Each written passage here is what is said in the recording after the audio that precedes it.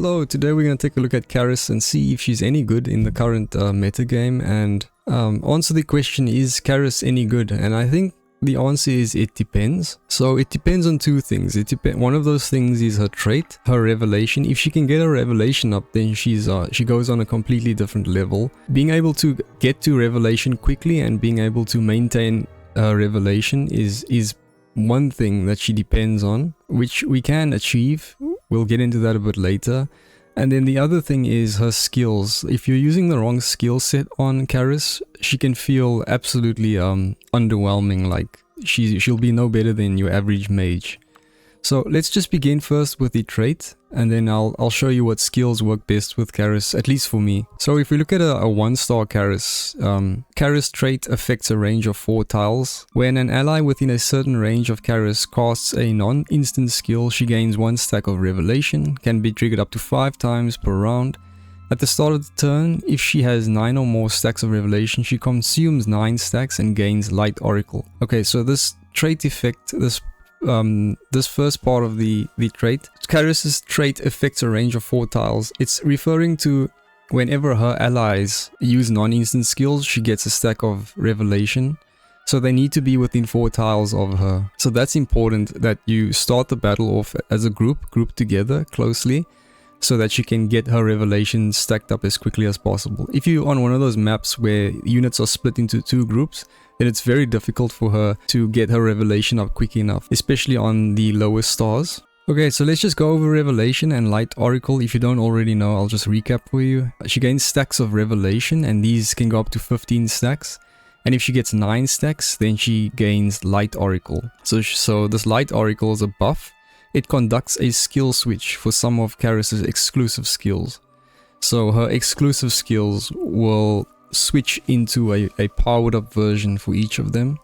As for her non-exclusive skills, like generic skills that all units usually share, it increases the maximum range by 2 tiles and reduces the energy consumed by 1. So this only applies to her generic skills, not to her exclusive skills. It would have been cool if it was all her skills, then she would have been really powerful. And then this buff, so Light Oracle, this buff will be removed at the end of her action if a skill is cast. So if she casts any skill, whether it's exclusive or non-exclusive, she's gonna lose her Light Oracle. Okay, so this revelation, getting enough revelation stacks in order for Caris to go into Light Oracle to power up her moves is so important for her. And if you can't get her into Light Oracle quick enough, then she just feels like a normal mage, and you may think, yeah, Caris is just like useless. But you can see as she ranks up, she can get to Light Oracle much quicker. So then if she goes to rank 2, she gets that bonus in a magic attack, and that's all. At rank 3, this is where if you have a Caris and you want her to actually feel good, this is where you have to get her to star 3. Increases magic attack by 10%. Now the trait affects a range of 5 tiles, which mean if there's an ally within 5 tiles of Caris that uses a non-instant skill, then she'll get a stack of revelation. At the start of the battle, she gains 6 stacks of revelation, so this is huge. So she comes at 3 stars with 6 stacks of revelation into every battle.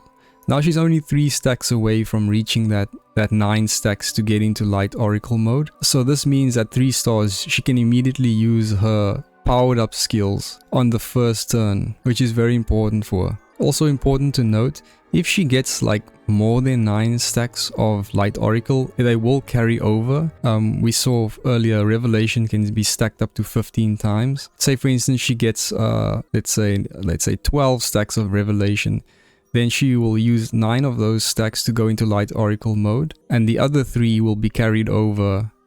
She'll keep that, so she can take that on into the next turn, allowing her to get to Light Oracle again in the next turns much quicker. So she doesn't have to start from 0 and get to 9 stacks every time. So this is kind of how you have to manage her revelation stacks, and you have to manage Caris. At 4 stars, she only gets a little 5% increase in that magic attack again. So there's really no point in going to 4 stars unless you want to go straight to 5 stars. Because at 5 stars, she's going to gain not 6 but 8 stacks of revelation at the start of the battle. Which means she's just 1 stack away.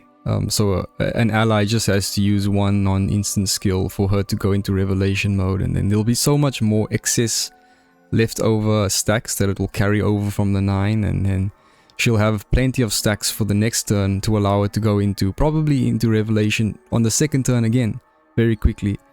Also at the end of the turn, she additionally gains 3 stacks of Revelation. Yeah, so definitely she's gonna get Revelation on the first turn and Revelation on the second turn, so she's always gonna be in that powered up state, sort of the Super Saiyan Caris mode on the first turn and the second turn at least, because you're going to get like, so let's say for example four allies use non-instant skills, that will be 4 plus 8 is 12, so, and then the 12 plus that 3 will be 15. She'll have, for example, 15 stacks of Revelation.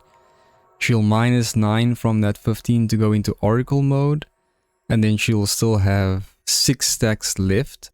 She'll take that 6 stacks into the next turn, and then she's only 3 stacks away from going into a next Revelation, which is very easy. Just three allies have to use skills. But important also to note about Caris, let me just back up here.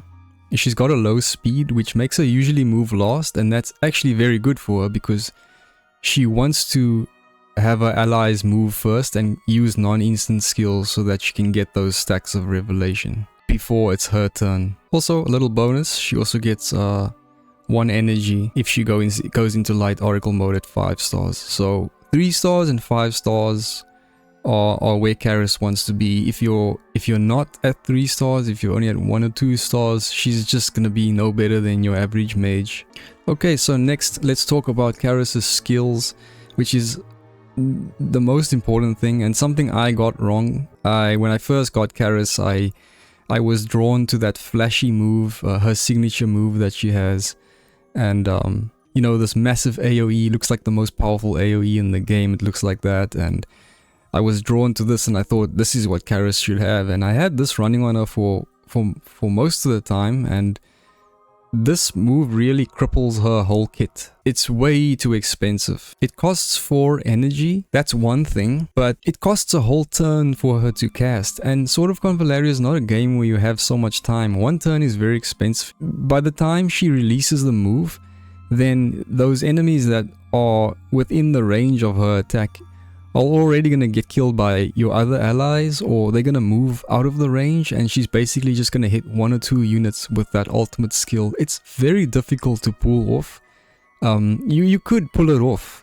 It just takes a lot of planning. It is satisfying if you pull it off, but it's not practical, and even on auto, it's not gonna work at all. But it really looks flashy on the outside. When she goes into Oracle mode, and this goes to like the powered up state, which is Light Oracle Purge of Sin, then it looks even greater. Prepare for 1 turn, deals 130% fire damage to all enemies within 2 tile range of the target, and inflicts stun for 1 turn.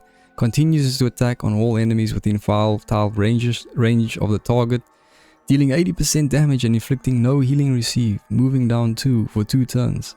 When attacking a large target, deals an additional 100% damage.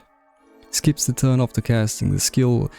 It looks amazing, and you're like, yeah, but if you use this, then you're not playing Caris right, and you're gonna hate Caris if you're using this skill like I did. I made the mistake of using this skill. And just to pull the skill off as well, firstly you need to set up your Revelation mode, so she needs to go into her Revelation mode, and she needs to have enough energy, which is 4 energy. And she's not going to get an energy reduction from her trait. Those only apply to non-exclusive skills. This is one of her exclusive skills. So yeah, this is a very flashy, very appealing move, and she has amazing animation for this, but this is what makes Caris really bad, really difficult to play, and very unappealing. But I know this could work on PvP. It's completely different. This could wipe out your opponent's team, but then again, it's also going to require a lot of planning, and probably you'll need to have Inanna in order to trigger this thing off to go off immediately, which requires a lot of planning to execute correctly. And one more downside of the skill is it doesn't take advantage of piercing damage, which is in Caris's kit. She's very good with piercing damage, and her leadership aura as well helps herself and other Papal units with piercing damage. But this skill will not take advantage of any of that piercing damage. Okay, so what should we use for Caris then? So there's always multiple builds for any unit. For me, I find this works best. So she's going to use this basic attack, Punish the Evil. Selects one enemy within crouch range shape, hit 2 hits of piercing damage. See, there's that piercing damage, equal to 30% of a magic attack. After attacking, she gains 2 stacks of Revelation. So here's another way to increase her Revelation stacks. When she goes into Light Oracle mode, aka when she has 9 stacks of Revelation, it goes into Light Oracle, Punishing the Evil, which is going to deal 40% magic attack twice as piercing damage, and grants 4 stacks of Revelation. So now you can see already 4 out of that 9 stacks she can get just from a basic attack. But this is provided she is in Revelation anyway. So if she's in a Revelation, you wouldn't want to use this skill anyway. You would want to use one of a AoE skills or a magic shield skills. But if she doesn't have enough energy to use an AoE skill or something, or those skills are still on cooldown, this is a great skill to keep stacking up those stacks of Revelation, just to keep her topped up so that she has Revelation on almost every turn. And then for her reaction skill, I went for Energy Recovery, which if she takes a hit, she's gonna recover 1 energy, reduce some damage. The other reactionary skill she has, you could argue for this one as well, Protection of Darkness. Before being hit by an active attack, damage is decreased by 8%, just like the other one.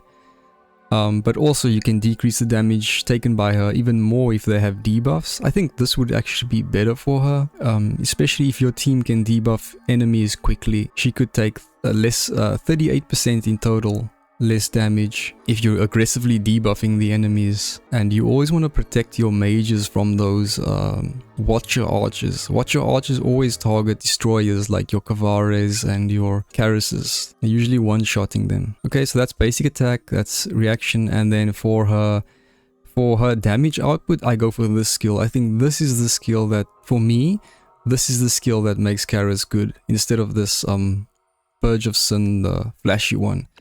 This one is also flashy, but this one is only 2 energy costs.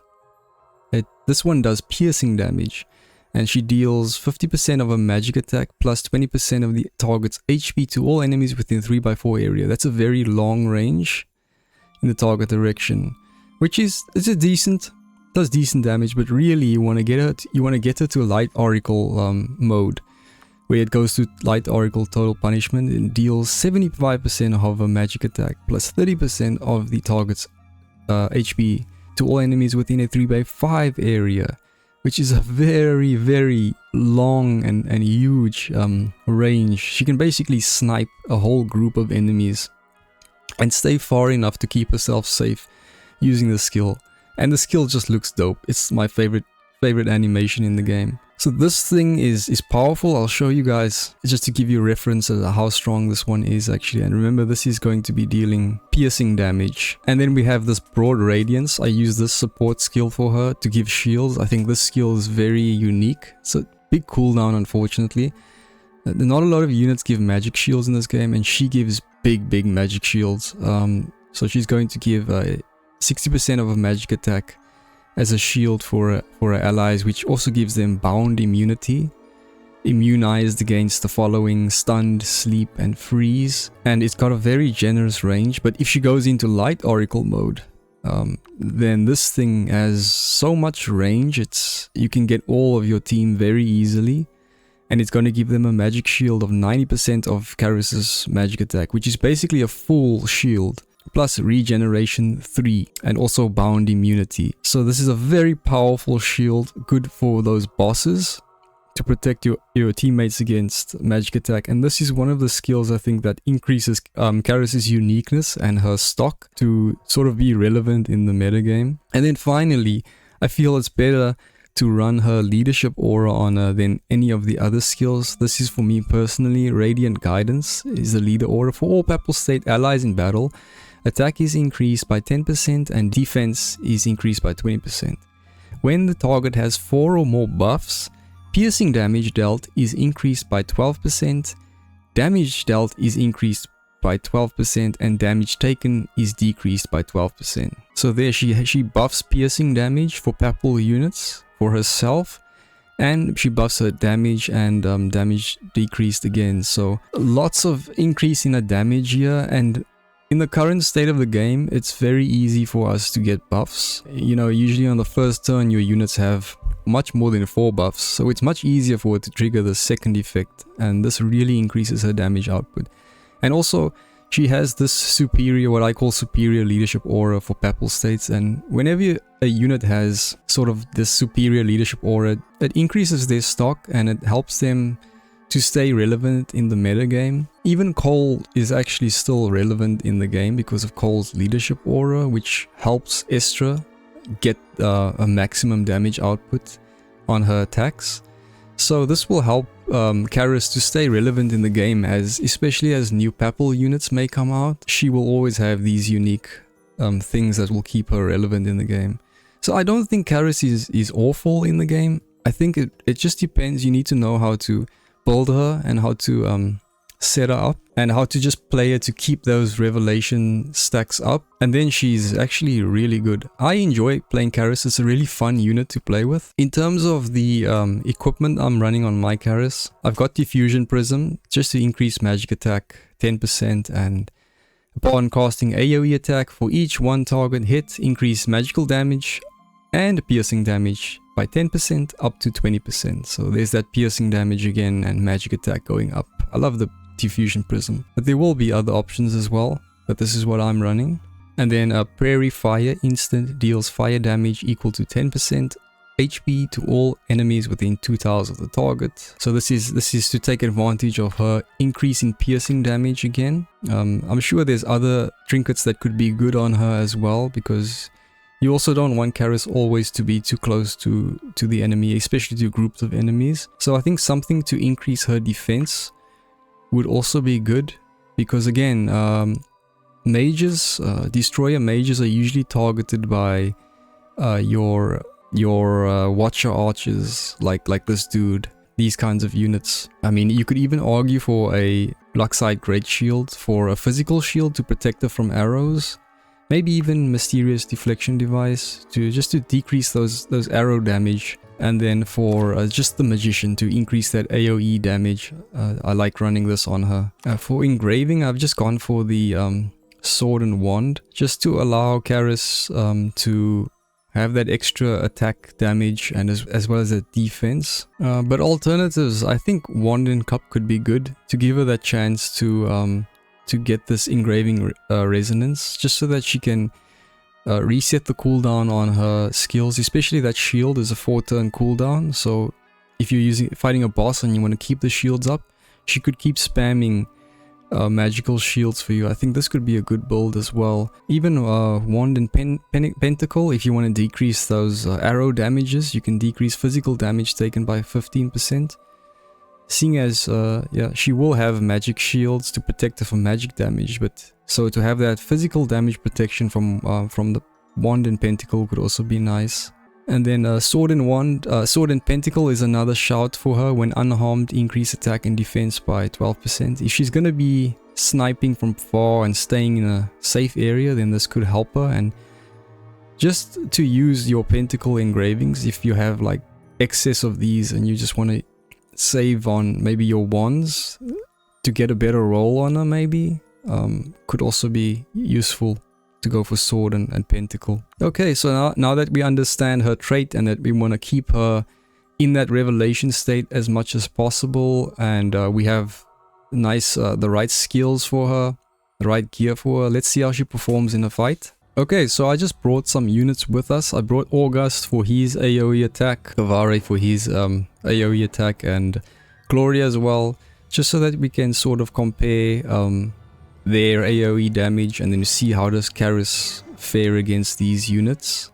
So what I'm gonna do is I'm actually gonna let Caris go first here, just to show you. She's not in Oracle mode now. She doesn't have any stacks.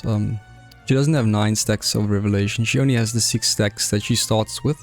Because she's at star 3, she starts with 6 stacks. But she's not in Oracle mode. Just to show you, she's really not that great. Before, you can see her damage isn't that great, but it's not bad. It's actually decent. But she's more of an average mage at this rank. You can see how much damage she's gonna do to these guys. She can also do a bit of shields there. It's gonna get the whole team because we're close together. It's gonna give them 60% magic attack shields, which is you know, about 40%. Let's just go back here. Let's just give everyone energy. So she's at 3 stars, which means that she will gain, when an ally within 5 tiles casts a non-instant skill, she gains 1 stack of revelation. So because she's gonna move last, or not last, she's second last here, combat's last, she can start stacking up those revelation. And again, because she's slow, it helps her. She wants her allies to go first so that she can get these stacks before her turn and then go into Oracle state. So you want to play her in a way where your units are 5 tiles within 5 tiles of her, which is generous. And also that they're using non-instant skills. So I used an instant skill now. That's not going to give her more revelation. She's still at 6 stacks. So I'm going to use a non-instant here. Seed of Wisdom. So she should be at 7 now. There, she's at 7. We've got Gloria here just to see. Just compare Gloria's damage here. Okay, that's Gloria. She does about 30%, 20% to the enemies. This is a 5-star Gloria as well, so she gets that extra piercing damage and damage. Then I'll just use Gloria to do another non-instant. So Caris is already at 8 stacks. There, she's at 8 stacks, and then we'll use August just to compare. So Hassel is a non-instant as well, so she'll go into 9 stacks now. So August is great because he uses 2 non-instant skills in a turn on his first turn. So he helps Caris get those stacks quickly. And then this is August's damage. You can see he's doing about 35% damage to the enemies. He's also got piercing damage. He's a 5-star August. So he's doing quite a lot to that guy at the back with the shields as well there. So yeah, he uses Hassle, which is 1 stack for her. Then he can use another skill. Okay, so now she's at 10 stacks. Okay, so she was at 10 stacks, so she'll take 9 of her 10 stacks. She'll go into Oracle mode. Now you can see her skills have evolved into the new powerful forms. And because she was at 10 stacks, she'll carry 1 stack over. She'll carry that 1 stack of revelation. If this Caris was at 5 stars, she would have gained a lot. She would have started off with a lot more stacks, and she gets like 3 stars at the end of a turn as well. So she could easily be like just a few moves away from getting revelation in the next turn. So she'll be able to get the revelation in the first 2 turns at least. Probably the third turn as well. I don't have a 5-star Caris to be able to tell how quickly she can stack up. But let's take a look now how powerful her move is now that this AoE has gone into the light Oracle mode. So you can see there, just comparing the damage to Gloria, which we did about 20% to these guys, and August was doing about 30%. You can see she's outperforming them much more. Even the guy with the shields at the back, it's all piercing damage, and the range is ridiculous. August couldn't even reach that extra tile at the back there. So you can see this is a very powerful move to really start the first turn off with a bang.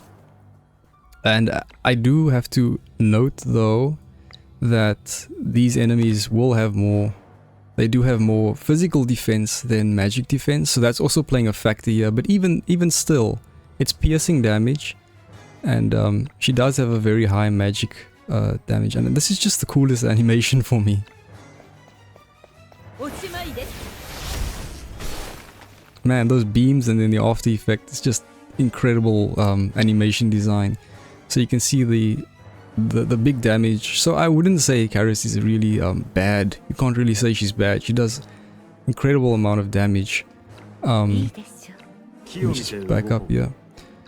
And then also her magic shield's been powered up. And again, for bosses and for just giving your team magical shields, which not a lot of units do. It's 90% of her magic attack, and then regeneration 3 and bound immunity. And either the range on this shield is incredible. So you can easily get your units within this range. So let's just see. And that animation is sick as well. And so you can see like everyone's almost topped up with the magic shields. So she will also help Estra to top up Estra's magic shields, because Estra loves magic shields for her damage. So she has a lot of use, and these things all increase her stock. And there's not a lot of units that give magic shields, and to all allies, and such a high amount, because it's based off of 90% of her magic attack. So the question is Caris a bad unit, or is she a good unit? Well, it does depend. It depends on her going into Oracle mode. And so you need to play her in a way where she maintains Oracle mode. Then she's good. If she can't get into Oracle mode, then she's just, you know, average. Also, I think I forgot to show off Okambe here. Let's see how well Okambe does comparing to Caris's damage. Yeah, so Okambe also does respectable damage, but yeah, he doesn't come close to Caris's damage there. And that's quite an expensive skill to use, Secret Signal with 2 assassins. So yeah, I think if you have a Caris and you absolutely hate her, maybe it's because you're not running the right skills on her. So you should try out other skills, and this I would recommend this, trying out these skills as well, and just consider like how you're playing her to get her into that revelation mode. I would love to get this Caris to 5 stars, but I don't think it's wise to invest all of that resources into her in the shard farming to get it to 5 stars now. We have a lot more mages coming out, so I think that 3 stars is where I'll keep her. I think it's fine. She is useful to my team. She's fun to play as well. Yeah, so that's Caris. I think she has unique things. The Oracle mode is really cool, really fun to play as well, and having the Papal State, the superior leadership aura for Papal States, really helps her keep her stock, and these magic shields as well. And then her damage, as we saw, is really high. Also, this design, I mean, how can we not get a signature weapon for Caris with this design? That signature weapon would be so cool if you look at that wand she has. So we can't also write that off, the possibility that she or any other unit may get a astral gear in the future, which could help her even more stay relevant. Also, just to look at some of Caris' other skills, at rank 1 there's not much to talk about, with a support skill and a single target attack skill, sorry. Rank 3, in order to get that shield and the total punishment skill, you do have to Castalia that, unfortunately. And then the reaction is the energy one, where you recover energy. I chose this one. And then there's the other one that decreases damage taken even more. I think this would be a better skill, actually. You don't want your Caris to be taking hits, even if she's recovering that energy. And there are other methods for recovering energy in the game now, like Tahir, etc. And then at rank 7 is where I made the mistake of going for this flashy, powerful move, Purge of Sin. And so I found out that it's not even useful. It's too difficult to execute practically, and I never ever use it. So I had to go in Castalia to get the leader aura to increase her damage and piercing damage. So this is the one I should have gone for. And then basic attack, you get that basic attack that gives her more stacks of revelation, and it's very long range as well, in order for her to snipe and to stay safe away from the enemies. I wouldn't use a charge attack, because when Caris' other skills are maybe on cooldown, or she doesn't have energy, then she wants to be using that other basic attack to get more revelation, and its range is better. And then at rank 11, so she's on the left, she's got this passive that's going to increase her attack and defense if she has no debuffs, and she has some buffs. I just don't know where you would fit this in a slot.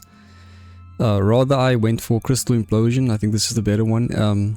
Magical damage, it's an AoE. It's going to deal 60% AoE damage and inflict magic down 3. So that's like the highest level at the moment of magic defense down. I know some units run magic defense down 2. Caris is one of the few units that has magic defense down 3. The only problem with this one is it's got a long cooldown of 4 turns. So it's not something you can keep running. It's gonna last for 2 turns, but then it's going to be on cooldown quite a lot. I did use this to defeat some bosses. I think I beat the Underworld in Crawler with this. What's cool about this one is it's going to do magic defense down 3 on all enemies. So you could hit, for example, all those plants as well as the boss, and they'll all have magic defense down 3, if I'm not mistaken.